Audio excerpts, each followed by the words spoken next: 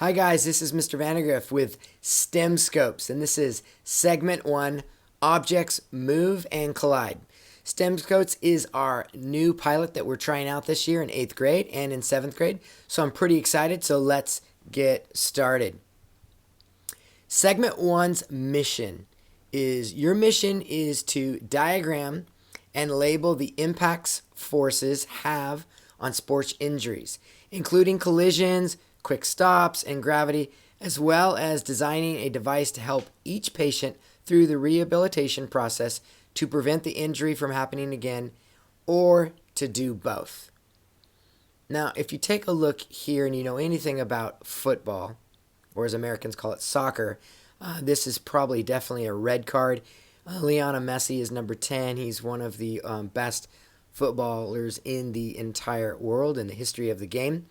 And I wanted to show you just a quick little video clip of Lionel Messi getting fouled.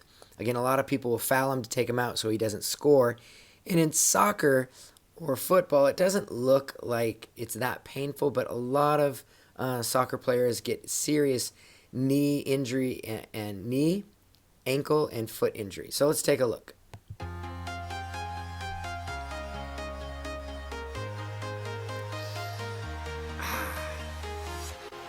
Walking alone, the streets are empty.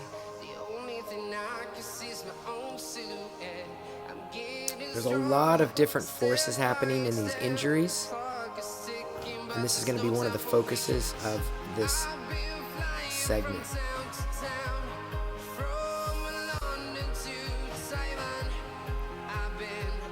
Take a look at those knees.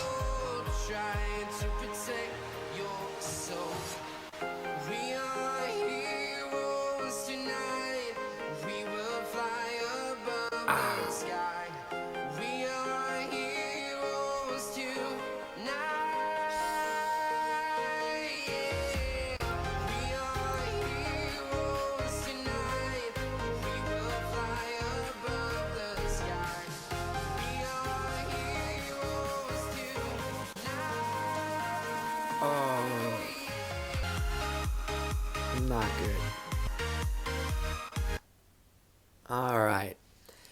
It's not just in soccer, but it could be running that there are injuries, sports injuries, or in basketball, there's sports injuries, skateboarding, you have injuries, football, here looks like a possible neck injury, tennis, elbow.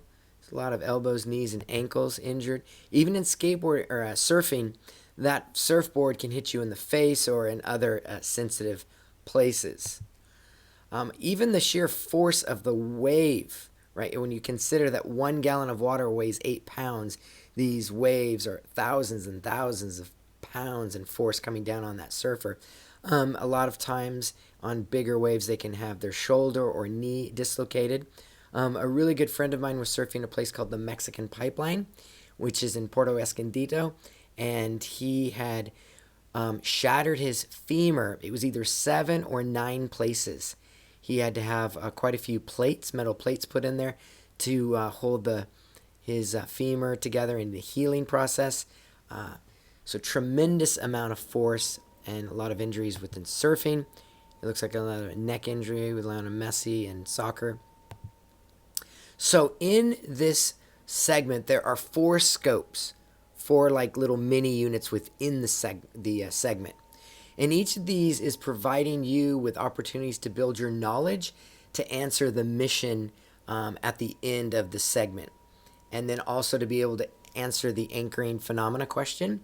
So they're designed to give you experiences and knowledge through different activities to better understand and answer the mission and the anchoring phenomena question.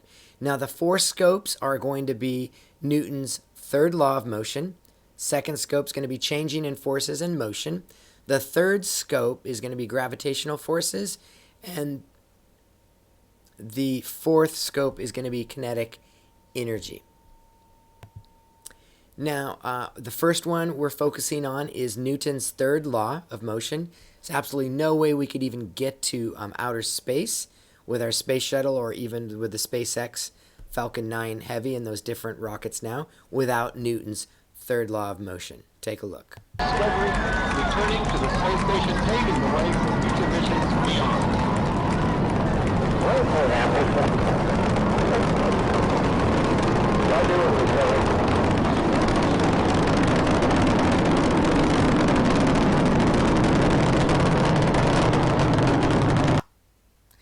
Now, let's take a closer look here.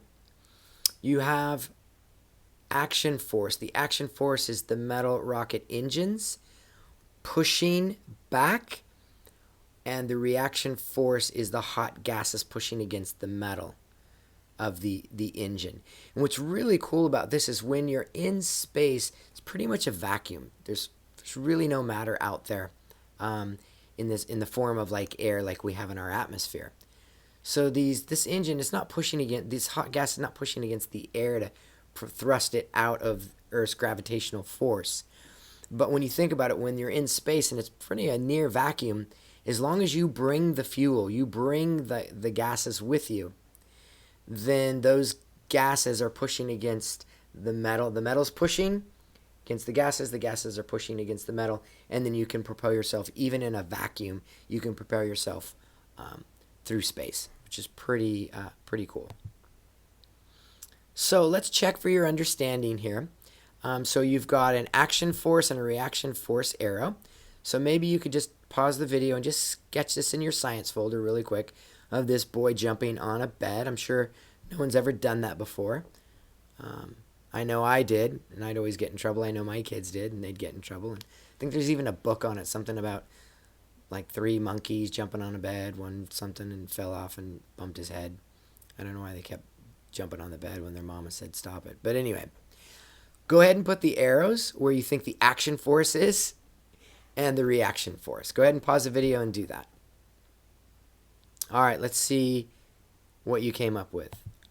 So the boy jumping on the bed is going to be the action force, and then the mattress or the springs in the mattress pushing back up is going to be your reaction force. I don't know if anyone ever did this, but this is super fun, whether it's your dad or mom or uncle or grandpa, but it's like just one more time, getting spin in a circle. I would love doing this. Super fun. So again, go ahead and put where you think the action force arrow should be, and then where do you think the reaction force would be. So go ahead and pause the video and do that. All right, let's see what you came up with.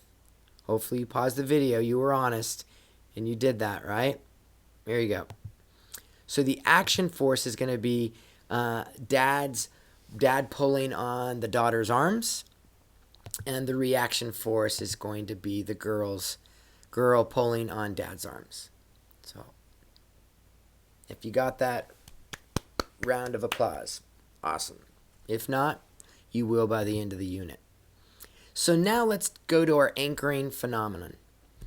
And go ahead and watch this video. It's on loop, and I want you to make some observations in your science notebook. You should be writing down all of the forces that you see, everything that you see happening in this video. So go ahead and take a look at what forces are going on. There's a lot going on here.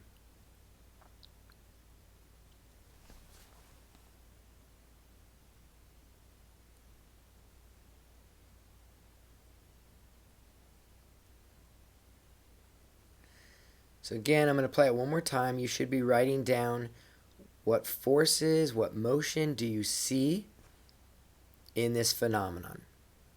Again, remember, a phenomenon is just an event that's observable.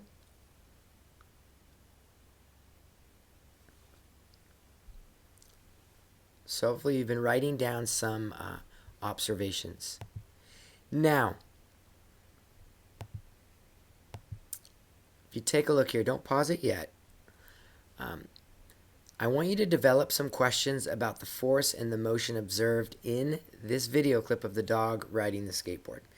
So again, remember, one of the goals of a science class is to ask scientific questions. So I want you to go ahead and generate some questions right now about the force and motion. So go ahead and watch the video a couple times, and then you're going to pause it, and you're going to go ahead and write down, try to come up with maybe 3 to 5 questions, and then turn the video back on. 3 to 5 questions that you have regarding the force and motion that's taking place with this dog riding the skateboard. So go ahead right now and pause that video. No, really, pause the video. All right, I'm back now, and I'm going to share a couple questions that I have here. So let's take a look at this question, and maybe you have this question. Why did the skateboard start moving? You can say it. Go ahead and tell me the answer out loud. Why did the skateboard start moving? The dog pushed on the ground, and the ground pushed back on the dog's back foot. Right?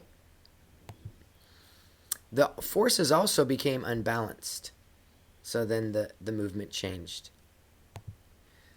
Another question could be, what did the dog do to keep the skateboard moving? Go ahead and talk to the video. That's okay. What did the dog do? Say it out loud. Yeah, I hear that. Because the dog kept pushing on the ground, the skateboard kept moving. Because some of the other forces didn't slow it down because the dog kept adding energy to the system. The dog kept adding energy in the system. As long as the dog did that, that skateboard's going to keep moving unless it comes in contact with some other forces that are going to stop it. And the forces remain unbalanced. That's why the skateboard kept moving. Here's another one. What forces are acting on the moving skateboard? Okay, so we have gravity. We know the force of the dog pushing on the skateboard forward, so that's a force. We know gravity, like some of you just mentioned. I heard that. And then there's friction between the wheels and the ground.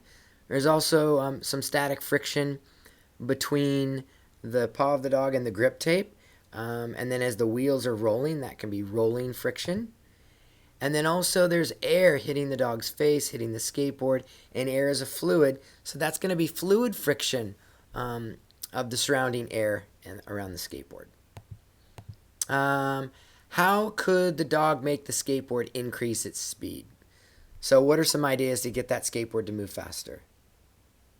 Okay, so the dog could push faster, or maybe the dog could locate a steep hill. Maybe if the dog was in San Francisco, there's a lot of steep hills there, and go down a hill.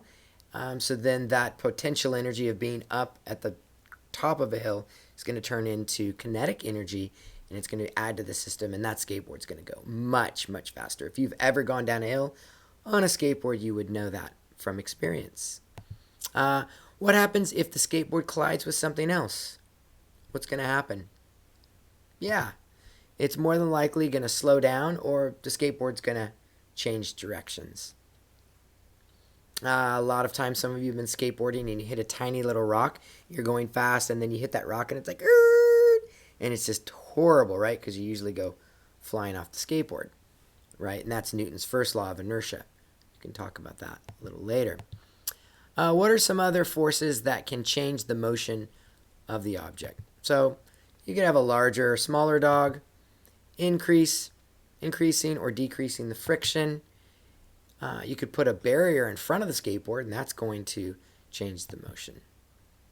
So those are just a couple questions I had. When you see phenomenon, when you experience that and observe them, you want to begin to ask questions. That's what scientists do. That's what inquiry is all about. So I wanted to end this little section with a really cool dog named Otto, and he's from Lima, Peru, and he just got in the Guinness Book of World Records. Take a look. I love this dog.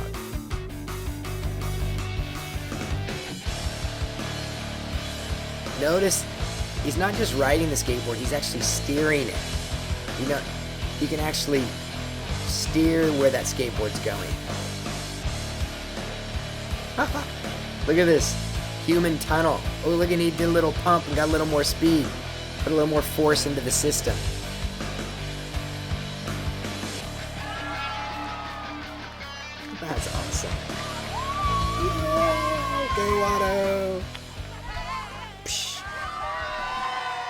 He almost looks like a pig, not even a dog. It's kind of just, and the tongue probably weighs about 4 pounds.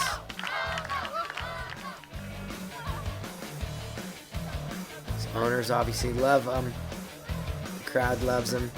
Otto, you attempted the Guinness World Records title for the longest human tunnel traveled through by a dog on a skateboard.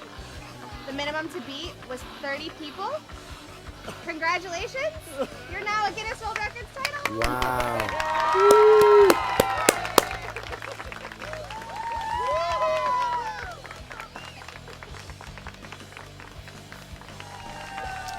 All right, that was cool.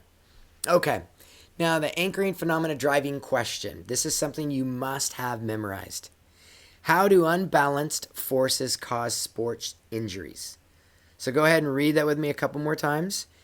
How do unbalanced forces cause sports injuries?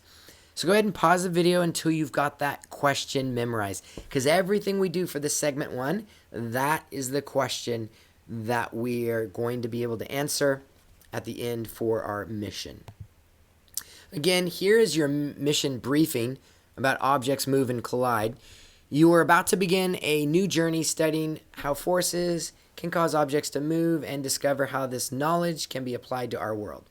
Your mission will be to imagine that you are a sports medicine doctor or orthopedist. Patients come to you with a wide variety of sports-related injuries. You will diagram the forces that cause the injury to each body part. Then you will design a device to help each patient through their rehabilitation process and or prevent the injury from happening again. So depending on what sport you pick and where the injury is how you're going to develop and create your device. As you work towards this goal, you're going to be learning the following concepts, and that's going to help you with your device. 1, Newton's third law of motion and colliding objects. Second, a change in an object's motion depends on the sum of the forces on the object and the mass of the object. 3 is the gravitational pull on an object depends on its mass. And then 4, the amount of kinetic energy is related to the mass of an object and the speed of an object. So you're going to be doing many investigations over several weeks, or if we don't come back in person, then Mr. Reynolds and Mr. Langhoff and I, we will be doing the activities for you and making videos and then uploading those for you. All right?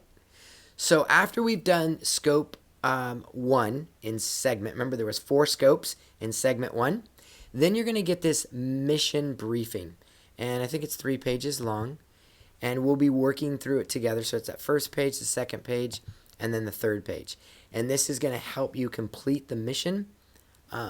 So segment 1's mission again, it's right here. You're going to be diagramming and labeling the impacts of forces on sports injuries. So with segment 1 mission, I'm really looking forward to seeing the different devices that you guys create to help prevent or help rehabilitate people with sports injuries. And I hope that the odds are in your favor and you design an amazing device. All